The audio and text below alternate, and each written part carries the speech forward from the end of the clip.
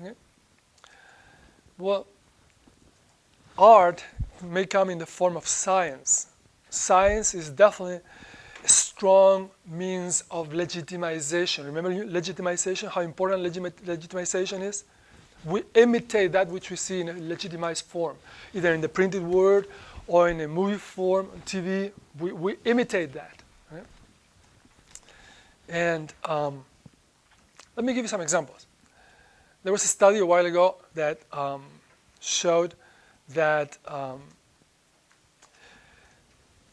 people with a higher educational level, with higher social status, the wealthier people, tend to marry later than the poorer, more uneducated people.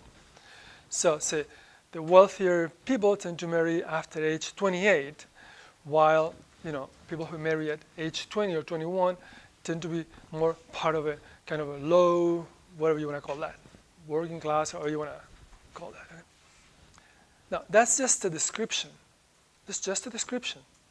It doesn't mean all people who are highly educated and rich marry after age 28. Maybe 70% of them do, or 65%. There is still another 35% that marry when they're 20 or 21, okay? However, when you see that study, you hear the little voice, this child voice in your mind telling you, well, maybe we should wait a couple more years until I marry. There's no hurry to get married that soon, because you want to be placed with the upper category, right? You see what I mean? You may feel if you marry when you're 21, you just read that those who marry at 21 are mostly kind of low class and educated. Well, do you want to be among those? Well, you see, you're taking something which is a description. You're taking that as a prescription. See what I mean? It's just a description. It's not telling anyone what they have to do. There are 30% of the rich people who marry when they are 21, too, also. So that's not what's, but you want to be with, we've seen this also in social linguistic studies. Very interesting. Let me just make a little aside to illustrate this.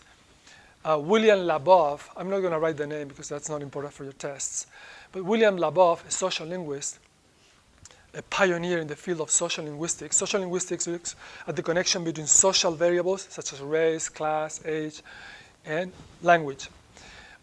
Did some observations in New York City. We're talking about 1970s, 60s actually.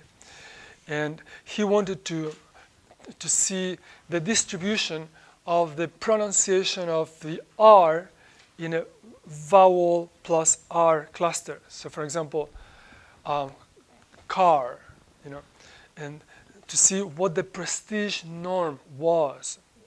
Actually, we know what it is in New York. But say, for example, in England, the prestige norm is not to pronounce the R. So you have a car, right? In New York, you pronounce the R, car. That's the prestige norm. And if you say car, you probably live in Harlem or some kind of, you're considered to be like, have a lower social economic status. And so he sent his interviewers to 3 department stores.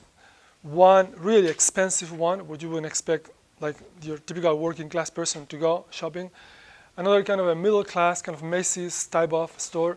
And then like kind of the 99 cents only store, the one that I always do my shopping at.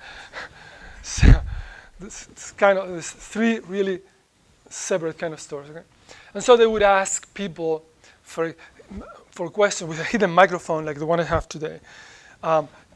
Questions, like, excuse me, where is the whatever, the children's section or something which was on the 4th floor. So you have to do a 4th floor or 4th floor. So as to force them to pronounce the R, or not pronounce, but to pronounce a word that has an R in it.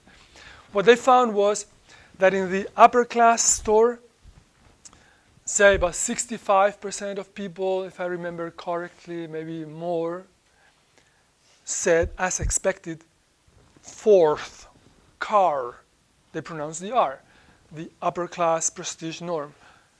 But there was still a 30% that didn't. But in the cheap, really cheap store, again, 65% or something, or 60% would say "Ka," as expected.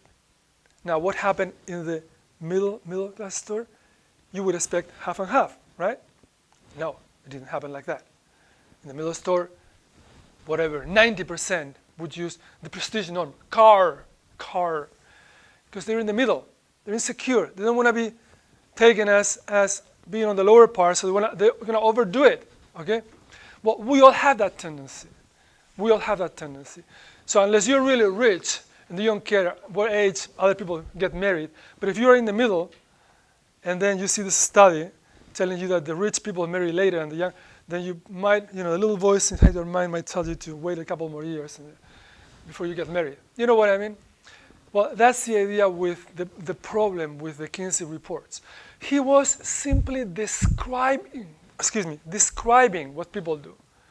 People have sex, people have homosexual sex, people have more sex than we thought. But it was clear that description was taken by society as a prescription. Pretty much, oh, so everyone is having sex except me? Well, that's not cool. So that's why the corrupting effect of this description, because we imitate what is presented to us as being done as the norm, as legitimate. Now, Kinsey and his reports are at the very root of the sexual revolution of the 1960s. The 1960s wouldn't have happened without Kinsey. You may have never heard about Kinsey. If you were back in the 1960s and 1950s, I wasn't there. But if you read anything from then, everything was about Kinsey. It was like a national obsession. Kinsey, all of a sudden we see the light. So people are having sex out there, and that's okay, and they're having homosexual. Everything, the gay liberation movement, the sexual liberation movement, everything has Kinsey as its roots, worldwide, really, but especially in this country. So that's the Kinsey report. Now, what about, so we've seen the statistics, the incidence of homosexuality for men that Kinsey came up with in his report. What about women? What do you think? Well, the incidence of homosexuality for women is about half that of men. And all studies agree on that. There are far fewer homosexual women, far fewer lesbians than gay men. There are many more gay men than lesbians.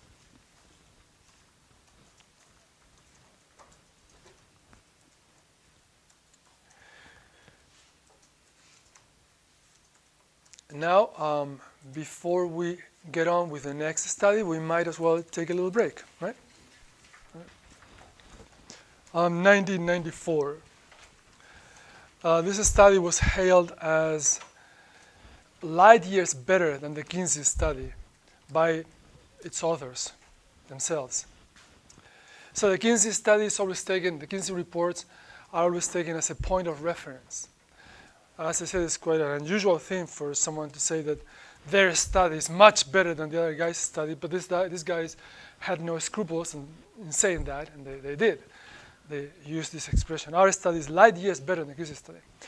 Again, the study was not just on homosexuality. It was rather on sexual activity. They wanted to see how the AIDS virus was being spread through what kind of activities, whether people were doing safe sex or unsafe sex and all this.